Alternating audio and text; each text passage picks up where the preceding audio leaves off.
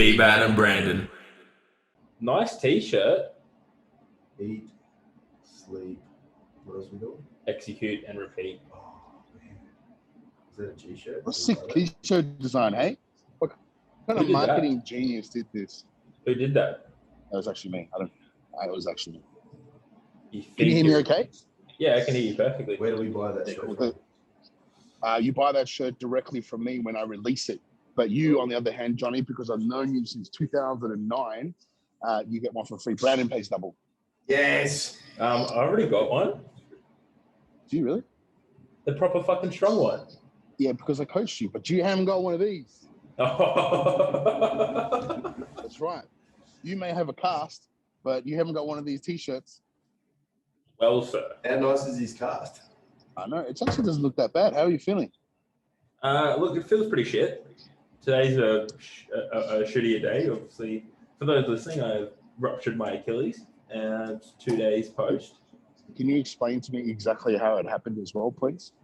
Yeah, so we're at footy training, and Rugby training. Yep. And we were doing this drill just up and back, and we had to like go up, drop to the ground, come back, do it 6 times to replicate a rugby league set, and then do a 30-meter sprint. Got to the third one, and went to take off. Boot slipped. Oh no! And like my boot got then caught in the ground, and I've taken off. So like I've tried to propel forward. Yeah. My boot and heel stayed on the ground. The body went forward, and it was the most audible snap you have ever heard. The whole team heard it. Other people heard it. Everyone heard it, bro. It was so loud, and it was like, I don't know if any branch snapping. Hey. Oh, it's fucked, bro. And it was like a. It was cold as ice, and I'll remember this feeling. It was fucked. Cold as ice blade through the back of my leg, and there was a moment of, oh fuck, that didn't just happen. Like that didn't happen. That wouldn't happen. And then I looked down, and my foot was just like dangling. I had nothing. Bro, it was fucked. Like, and the pain didn't hit. When did that come? Well, the adrenaline just started pumping, and like I crawled off the field. Shock. Yeah, the shock, adrenaline's pumping. Didn't feel anything, and then, unfortunately, no one had a key to the gate to let an ambulance on the field. So I had to call my old man and be like, "Hey, Dad, can you come get me from footy training?" It's like being in high school. Yeah, bro. And then it was about 15 minutes till he got there, and bro, the pain came and hit me like a freight train. It was 12 out of 10. We left the boot on, got to the ED, and the poor, Yeah, you wouldn't want to take the boot off. no, the poor triage nurse had to take my boot off to make sure there was no bone break or sticking out. I'm in the middle of the ED room, and I'm just screaming as she's taking off, having to touch my foot. It was fucked. But then they put me full of morphine and endo, and then I was great. Yeah, and then you were talking to me, going, "What's up?" Yeah, I was. I was like, "Hey, boo, how are you? Guess who's high?" I don't think I can squat for a couple of weeks. I was done. Fuck. Yeah, he's just going to live the bench All right. life. Oh, I'm gonna bench more than Terry Sparks. Have you heard? Oh boy. Did you hear? What body weight are you going to? Whatever I need to be to outbench Terry. Here we go. So Terry- 200. Terry, the other day, I walked in with the cast, and he's like, "When can I draw a dick on it?" And I'm like, "Terry, I'm not letting you do that. I don't think you get a say in it, mate. I won't. Not with Terry." You will get a dick on it if he wants a dick on Hey, it. it's not like you can run away, mate. It's not like you can run away and defend yourself. But I'll just chop him with my I'll hit him with my crutch. Terry's pretty That's very hard on. It is. How are you, Jim? I am fucking fantastic. Gyms are reopened here. I'm in HQ at the moment helping out. Adam Daldry's about to squat 310, which is great. He's like 5 weeks out from nationals. There's a couple other boys here and girls here that are getting ready for their comps at the end of the year. They've obviously had some sort of access to COVID over the past month or whatever it is that they've had to be able to continue on doing their job. So it's a good crew here on a Friday night. I'm pretty Absolutely. stoked to be here. Adam will go to 350 tonight. 350 single, double. Hey Max, 350 for a single or a double? No, me. Single. Let's get you under the bar tonight too, bro, while we're podcasting. Yeah. How you feel? You're back good now? Yeah. Yeah, sick. Yeah, I'll probably squat Monday. We'll see how we feel. If I can move up to around like 320, then we're in, you know, even if it's like, because I squatted, just sort of dusted things off a couple of days ago and just got under 230. I was like, man, this feels really easy. So we'll see how I feel on Monday. If I could squat 320, somewhere there, and at about sort of like an 8 or a 9, then we're sweet. I can continue on this periodization that I was kind of on anyway. So, yeah, Sweet. we'll be all right. We'll be all right. You gonna compete soon? No competing. Not for a while till I get my life in order. Yeah, fair. Very fair. Not till I get my life in order. How's things going with you guys? Obviously, you've got the situation with your Achilles. JB, how you going, man? Mate, life's good up here, bro. We're my partner's due to have a junior burger as of tomorrow. So anytime between. Due tomorrow? What the fuck? Due tomorrow. She's upstairs. She's watching over a movie, I think. She's well and truly over it. She wants it to come now. I've said if we could maybe Sunday would be lovely, because then I can still get some daddies in tomorrow. Sunday, so it's my off day.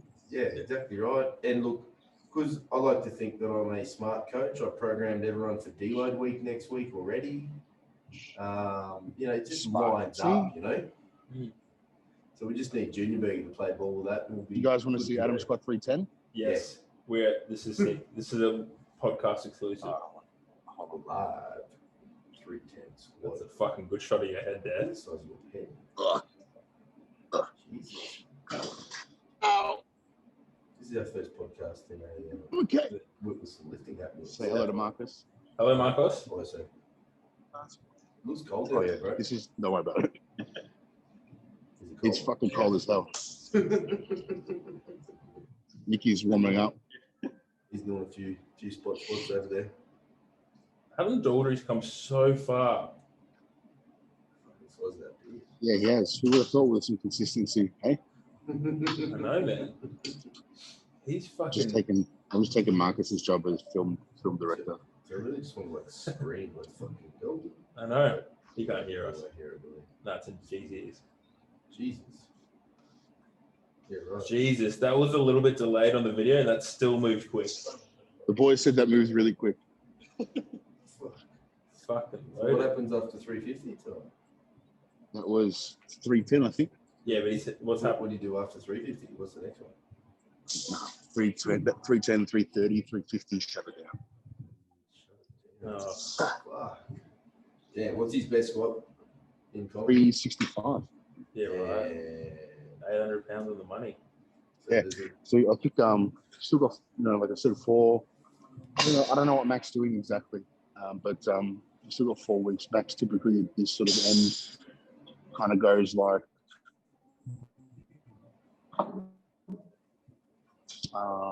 there's probably at least 70 heavy sessions left for him. So he could very well end up around that sort of like 370, 380 mark for a single. Yeah, right. In training and then bring on the comp. You reckon he's In got training, which is fucking just big weights, man. It's crazy. Would you be prepared to make a G prediction of what he goes on comp day? What did he squat last comp? 365, yeah? He Yeah. missed 370. But he had the strength to do more than 370. Yeah. So I would say, let's say 390, 400. I'm just double cross checking this with Yeah, we figured. the brains max. Yeah, 390. I'm saying 390. Otherwise, if I say any more, he'll end up fucking shivving me. You are in Frankston. That's true. That's true. And They all Nikki's here. carry there.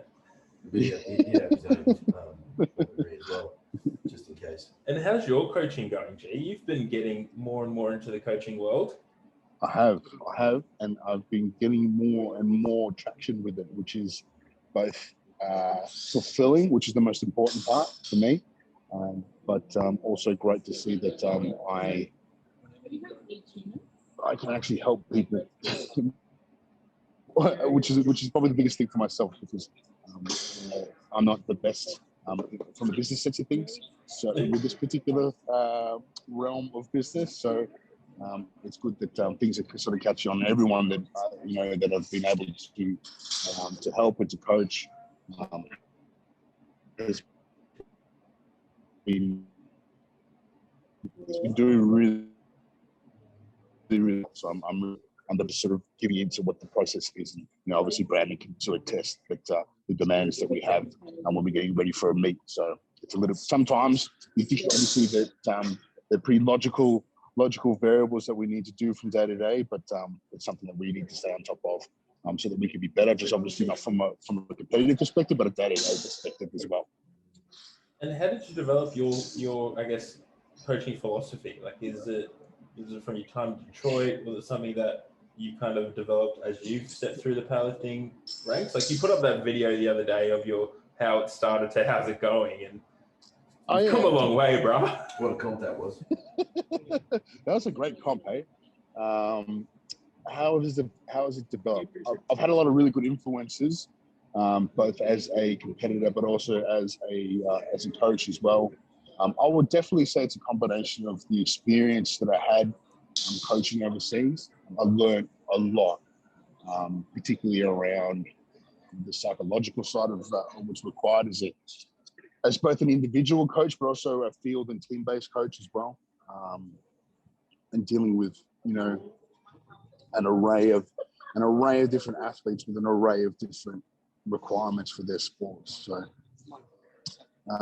and look, I understood the things that I needed to do as a lifter in order to be successful.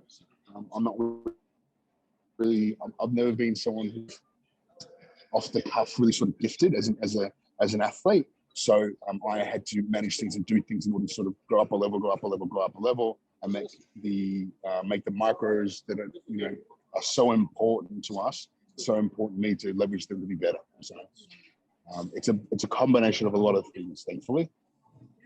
That was the biggest thing, like obviously having gone through 2 preps now with you, and the one thing you instill beyond like any sort of actual technical cueing is that philosophy of, the micro equals the macro, and we just do little things to get better each day. Yeah, lifting weights in its purest sense is pretty freaking simple, right? The human body can tolerate a whole bunch of punishment and adapt and be better for it, right? It's when we get to a position where we need to really, really genuinely push boundaries and go up a level and perform, that all these variables need to be accounted for, and obviously to maximize them as best as we possibly can. Because for some of us, it may just be a novice comp, or it may just be a state competition, but for some of us it's 40, 50 grand at big dogs, so it potentially becomes a big deal. Or it's there's also a pride thing. Like there obviously, I haven't coached anyone that hasn't really been getting ready for a comp, but I'd assume that there's an element of pride there around you wanting to be better in yourself, and understanding the metrics around what you need to do in order to get from point A to point B. So there's a prideful aspect of that as well.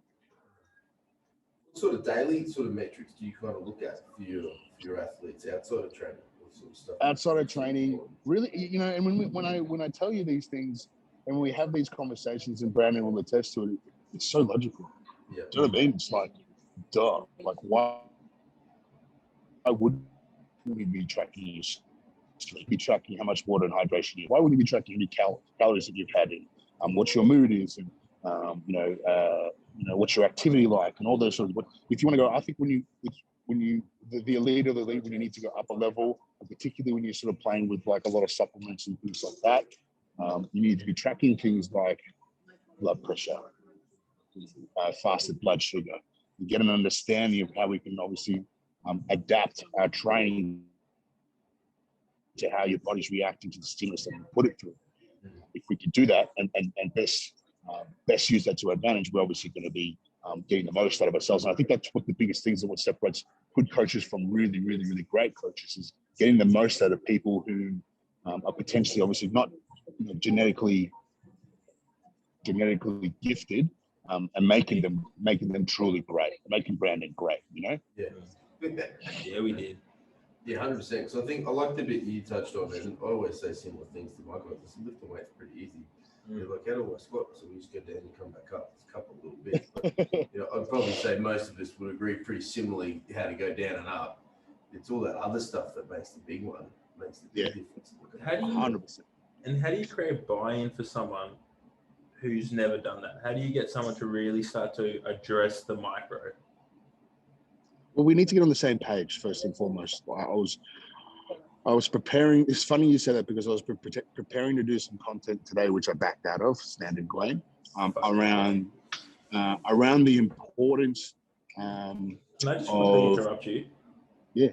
I'm just going to quickly tell a story, John. You'll love this. Love stories. So G got sent outside last week by his girlfriend to do the content, and he avoided it, so he just called me.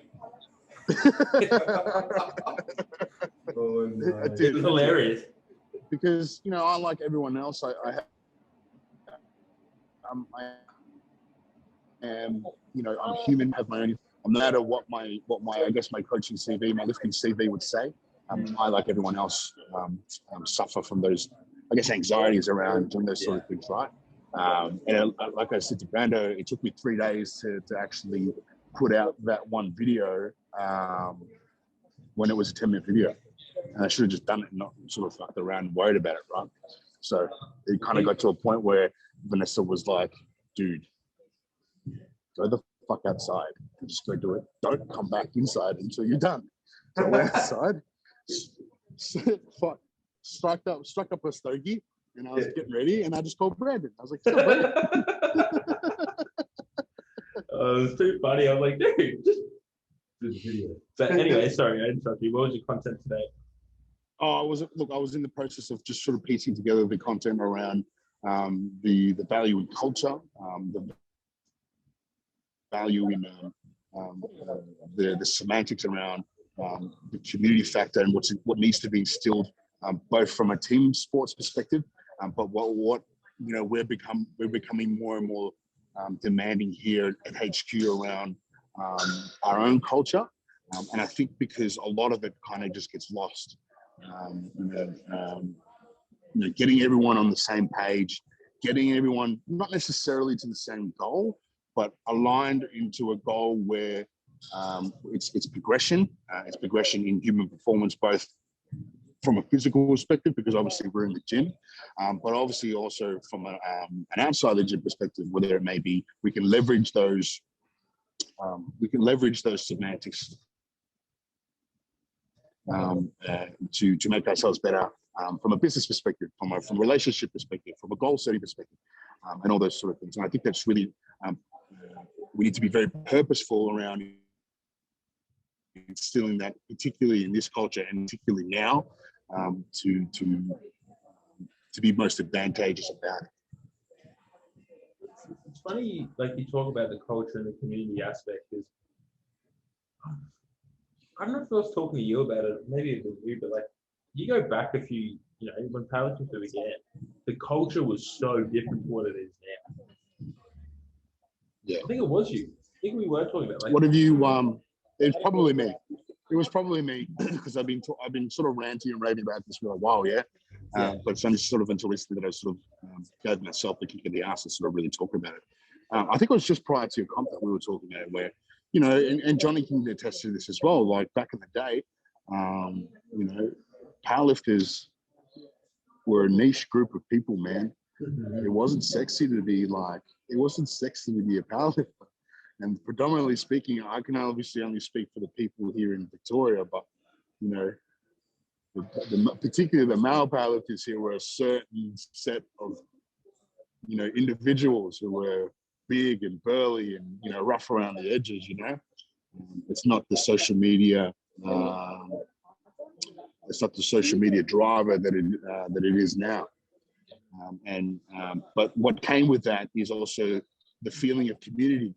And the feeling of making everyone better and keeping everyone accountable around it.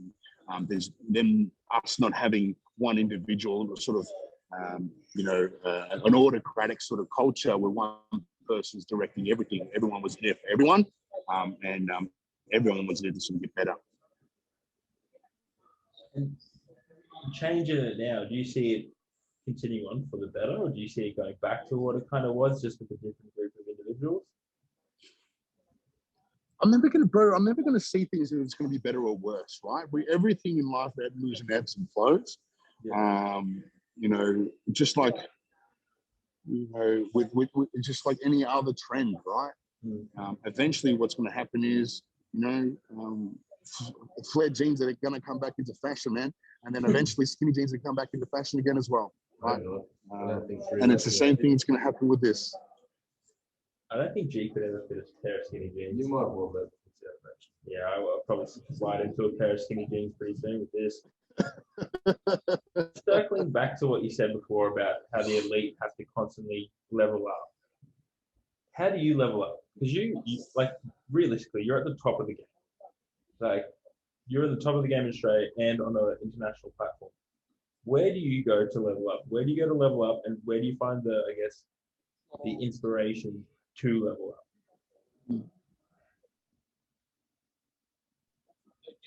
I am really purposeful around who it is that I surround myself and who I give my energy and time to. I'm really, really lucky that I've been successful in the sport, where I've had access to some really great minds, both from an actual training perspective, but also from a psychological perspective, an experience perspective, right? I choose to surround myself with those sort of people, like Ed Combs, like your Jordans, all those sort of guys.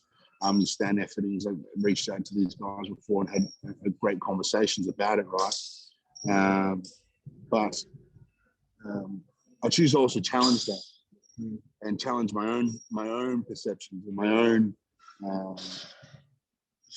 the things that I would consider or the things that I could actually depend on, say yes, because I think without that, we're not in a position to obviously continue to choose to be, or we're not in a position to always drive to be better as a result. Our sport is forever changing. Human performance is forever changing. And my internal drive to be better is the catalyst for that, right? Whether it be supplements, whether it be around recovery or whatever it is, I'm continually searching for leverages around that. And I guess you'll be looking, well, I know you've been coaching your brand over, coach a few more people and stuff, a little broader around even the idea of coaching and how coaching works, as opposed to just your own progression yourself. Yeah, you're spot on. And I think for us to be better, because it's easy, like we were saying, it's easy to be physically better, right? It's easy to just go, okay, activity in, tonnage in, recover. What do I need to do to recover? Okay, cool. No problem. That's really, really simple. But, I'm really, really focused around elements of that, but also I'm also really sort of focused around elements of making me a better human being day to day, because I think that's probably one of the more important things that sort of are the drivers for me to be a better athlete. They go hand in hand. If you're a better human, you're a better lift. Exactly right. I think we tend to forget it. So. I think it's very easy to get caught up in. I'm sure we've all can attest to getting caught up in numbers on a spreadsheet and losing sight of the end goal and losing ourselves in it, and then you kind of forget, like, oh, there's life outside of that. Yeah, I think everyone goes down that rabbit hole. Our influences are greater, and the way things are today, our influences are greater than obviously the numbers that we put up on the platform. That's fantastic, right? Because I, as a competitor, or you as a competitor, demand that of yourselves. But I think when we're talking like building something long-withstanding, legacy is really important. One thing from your obviously being coached by you, one thing that I absolutely love, especially the language around how you coach it, it's always that challenge of demand more of yourself. Like it's not just let's do more or let's come on, just like it's let's demand more of yourself. Where did that develop? I think it really developed. It definitely started whilst I was living in America, because I was in a position where I didn't have the pedigree to play sports that these guys had. I had the physical capabilities to be able to play at an elite level sport, but I needed to separate myself from a physical perspective, but also from a communicative perspective as well, because you need to be able to pass the eye test really, really quick in the NFL. And you'll find that with elite sports and elite clubs that you've got to pass an eye test. So if you're not separating yourself with something or many things in particular, you know, you're already behind the eight ball. And then in order to do that, when you're already at an elite level, you kind of have to, you're in a position where you just have to break down those macros and demand more and more and more of yourself every day.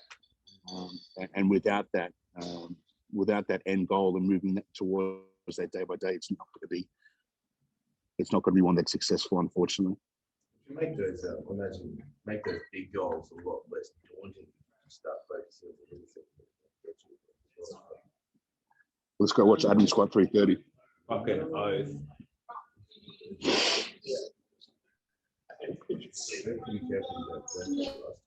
I know. That's a look at all those reds. He's blending in with his red t-shirt. This is sick. I'm pretty sure you can tell Adam after he does this. This is our first live squat on the podcast. Yeah, make sure I will. you go to the YouTube right there. Unless you're driving. Start over and watch YouTube. Let's go. He's just what I love and have love watching about Adam is everything looks Superman. He looks every rep looks exactly the same. The setup's the same.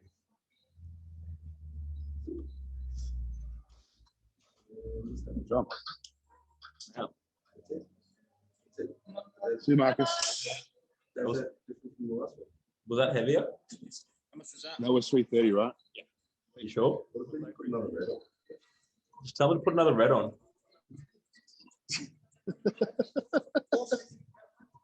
Huh?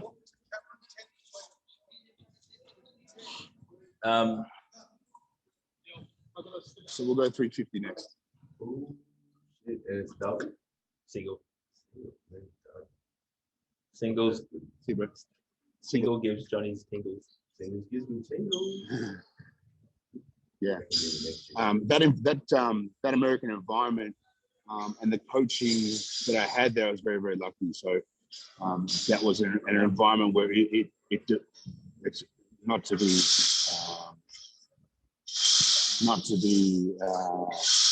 what's the word that I'm after? Not to be silly about it, but it was an environment where you had to demand more of yourself every day. So, Yeah. Very simple. But going back to what Johnny said before, like those little daily targets you implement, like those little micro targets, it's going to make the bigger goal less daunting. So if you can break it down into smaller, more manageable bits, it's become simpler.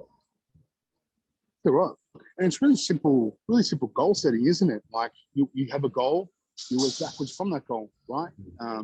If you want to, I don't know, if you want to kick 100 goals, you've got to kick 90 first.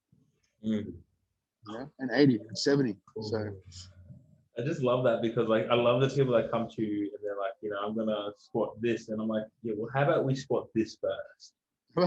how about we get to here first, right? And then we'll have a conversation about where our body's going. Yeah, that's what I was going to ask. How do you go with chats like that? Like having to, I guess, I don't really have a problem with it, to be honest, but like I think that I've garnered enough respect where I can, if I need to have conversations where it's like you need to fucking pull your head in, then I will. Yeah, another one I like to use, but people come to you with goals. That's a 3-day goal. You know, and like I said, like with the lifters that I do have, you know, it all, like we talked about, it all stems down to that element of culture. And if I'm not, you steadfast and firm around ensuring that culture continues and is mandated, then I've failed myself. I failed these, and more importantly, I've failed these lifters. I might go might pop outside because I'm just going to get a little loud here. Can you guys hear me okay? Yeah, we're good, bro. It sounds like you're setting yourself a standard or a constantly moving minimum standard. Yeah. Like having yourself to go through. You just keep everyone accountable to it. And that's the thing, and that's the type of culture that we're trying to admit, right? Everyone needs to be accountable, be included. It's shit falls downhill. Yeah. But also, like, culture starts from the top. Like, if you set the standard, that standard and that buck stops with you. Yeah. Do you feel any pressure with that, bro? Having to set the standard for you? No, because this is the reason why I don't is because this is the standard that I hold myself accountable without the other people as well, without my lifters having to be accountable to it as well. Are you in your car now? Hold on a second. Yeah.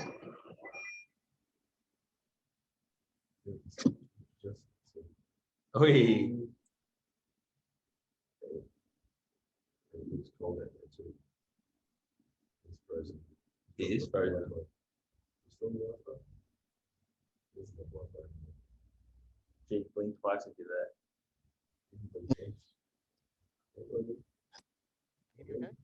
There we go. Hey, you're back. Hey. Hear me okay? Talk up a bit. Here we go. You there? We can just hear you. How's that? Oh, There we go. there we go. There we go. There you go. That's better. Take these out. There you go. Now we're live in Cheetah. I don't think it's really difficult, Johnny, because it's the same values that I hold them to myself. Now, if I'm not keeping you accountable, it's just like in a team sport. If we're both not accountable, all of us aren't on the same page, we're going to fail together. Yeah, I always like to think of is it the saying, shadow of the leader? Mm. Like you said, setting an example. You kind of just dropped out there. I just said you got to lead from the front anyway, so that's another one. Did you have your hand over the microphone then? No. Because it just went like real quiet to real loud. Oh, sorry. Oh, that there's a repeat. Yeah, are you listening? Yeah. There's just a repeat of like our own voice. Are you listening to us through the car? Yeah.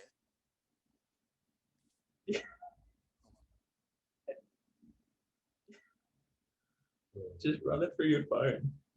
I know. Wait, hold on a second. That's way better. Yeah, we got a lot of great screen. How's that? That's better? way better. That is so much better. That's the money. All right, good. Sorry, boys. That's fucking hilarious. You're so old. Listen, I'm half Asian. Get fucked.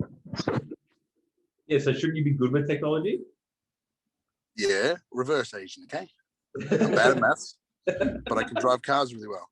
Reverse Asian. That was great. Yeah, it's just the projector. Yeah. Oh, that dropped off. Yeah. You can see you on that one. Anywho, Yeah, we got you there, bro. We just lost you on the big screen. that's all good. I'll just do this and then click that again. And hello, Daisy. There you go. So how did you find juggling Are we your good? own training over this last big shutdown with with the COVID stuff, that nasty stuff? Bro, I haven't. To be honest, as Brandon knows, I haven't really trained. Was swamped with work, and only in this past sort of week I've been able to get back with training. To be honest, Yeah, must be a good feeling just to get back in the gym crew. Yeah, bro, you forget, like we all forget how important it is to have that crew, right? 100%. I think we all felt it during COVID lockdown, didn't we? I think that's my favorite thing of the sport. Right? Yeah. Oh, it's the best part. Just the thing with everyone is unreal. That's what I enjoy most of this thing. And just like the people we get to live with, like, and obviously you probably feel the same, but I caught up with Stenzel the other day, and, you know, I get to live with like Stenzel, and then every Wednesday I get to watch B-Bad, fucking Kevy B, Terry, Lily, like this whole crew. Like, it's just incredible. It's the people that make the sport, not the fucking numbers. Yeah. Yeah. And then probably we just happen to be normal people and good people. Yeah, we just happen to be normal people, good people who happen to be just a little bit stronger than other people. Yeah. In your case, it's very much true. And the other thing I always sit back and like to just reflect on, whether it doesn't matter which gym you're in, but you sit there and look at who does what in the real world outside of the gym. You know, you've got someone who runs a company, you've got a grandma, you've got a mum, you've got someone studying, and you've just got this collection of humans that, if we didn't have the barbell, they would never cross paths with each other. But because that thing exists, absolutely not. Absolutely not. Yeah, it's the amount of people I've met so amazing. Or coached or trained, and then you even see from the coach perspective, the gym owner, but the friendships that they've created through that. Like, if this place didn't happen and you guys didn't find barbells, there's no way you'd meet each other. I think it was Stan Effie. It's like absolutely not. The barbell, the universal language. Yeah, it's fucking great. I would never met you. Yeah, I know that. I feel, we definitely would have met. We wouldn't have been friends. No.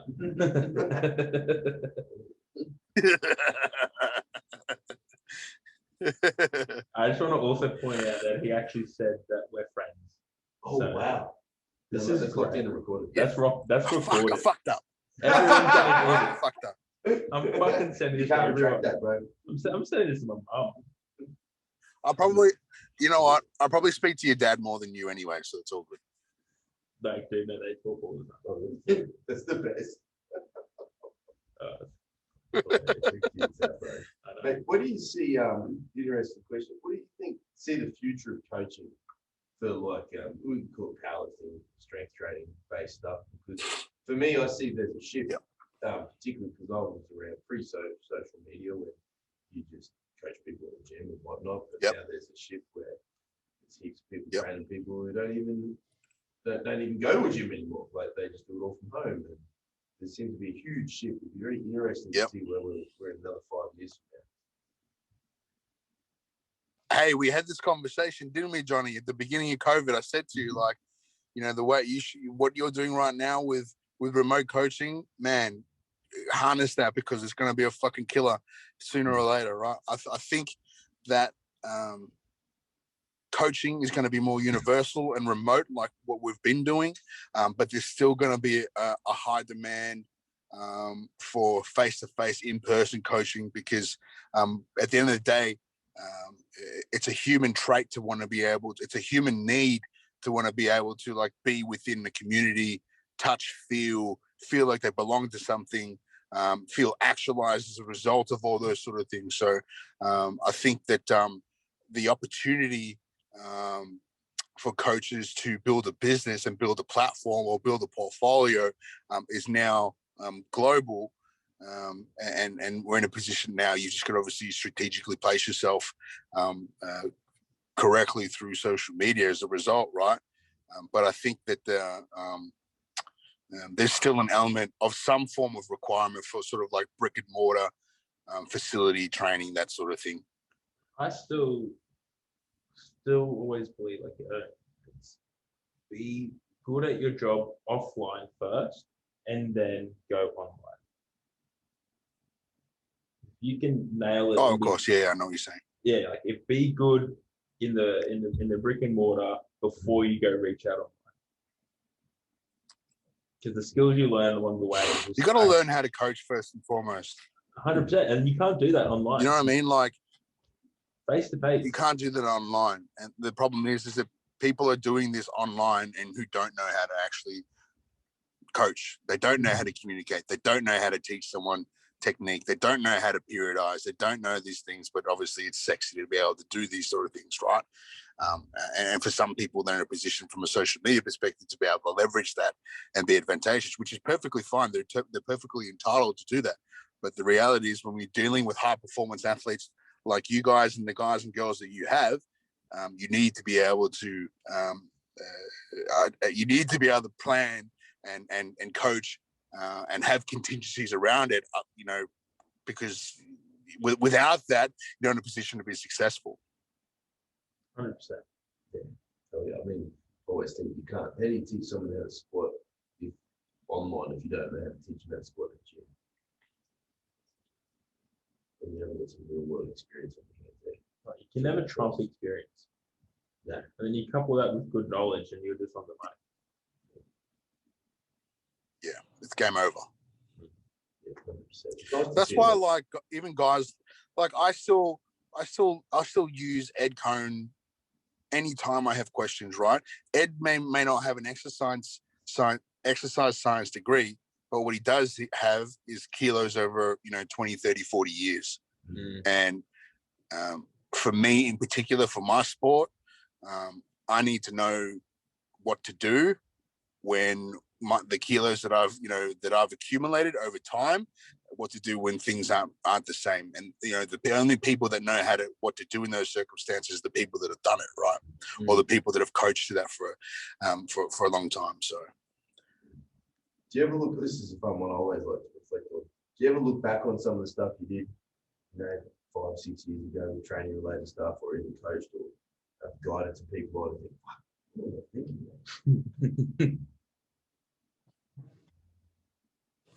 I look back and think, fuck, I could have been better. I look back and I think, man, if this person had have just, if I feel like sometimes, but particularly with some lifters who I've helped now, who I've actually competed against, I feel like in some circumstances I may have failed them because they're still making the same mistakes, and not necessarily just from a physical and training perspective, but from a mental perspective. But that I don't believe, like, I know where you're coming from, but I can't agree with that. Like, I don't think you've ever failed them, because at some point, the lifter, the person will only be ready for what they're ready for. Like, and that's, I think, across not just the sport, but like people will only change when they're ready. People will only take on what they want to hear when they're ready. So I hear what you're saying, but at the same time, it's like, if you think you failed them, and you only knew what you knew at that time as well. Like, I've looked back on plenty of people and gone, well, if they came to me now, fuck the results I could get them. But I can't be that. I only knew what I knew at the time. It's in hindsight, everything seems better. True, of course. I guess it's more or less the demands that I have on myself. It's affecting those thoughts. 100%. But I guess that's also why you're not making those same mistakes and why you're at the top. Yeah. Oh, I've done plenty of those. Maybe 5, 6 times. Yeah. It's after the 5th time I make a mistake, I'm like, you know what? I'm going to change now. Maybe that was stupid. All right, geez. We have 10 new questions. 10 you've never heard of. 10 I wrote. Oh, is there new questions? Oh, yeah, maybe. New questions. Oh, 10 wow. new ones. I wrote, you are the first person to receive these new questions. Well, He didn't know I handwrite. He wrote it. So Okay. Would you rather throw Thanks, away... Johnny. I appreciate you, Johnny. I appreciate you too, man. Would you rather throw away love or money? Oh, money. What are you watching on Netflix right now? House of Cards. I'm finishing House of Cards. What is the strangest thing in your fridge? Hang on, wait. Also, I'm starting Game of Thrones. Whoa. Yeah, it's pretty good. Season 1, Amelia's Park's boobs. Through it. There's a lot of boobs in it, so it's a bit weird. What is the strangest thing in your fridge?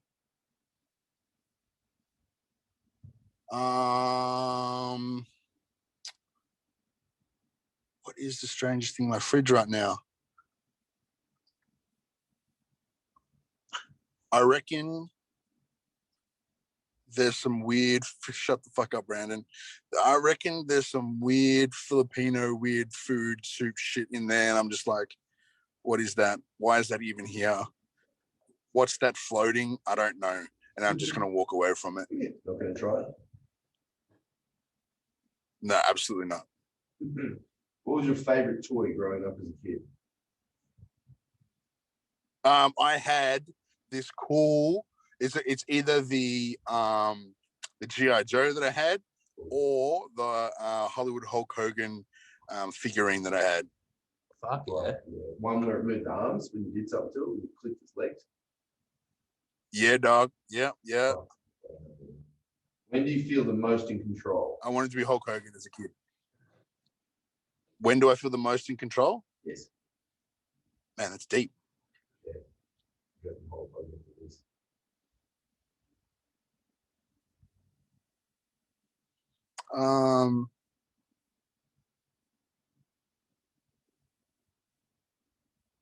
Under a bar? Oof. Nice. Oof. I like that. Oof. How do you rate your cooking? Rate my what, sorry? Cooking. Oh, bro. Master Chef Sun Tzu himself. Yeah.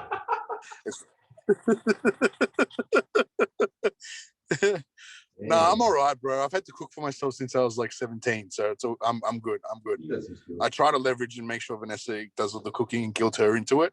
Yeah. But Lovely. you know, I like that. Now, you're going to write a song. What are you going to name it?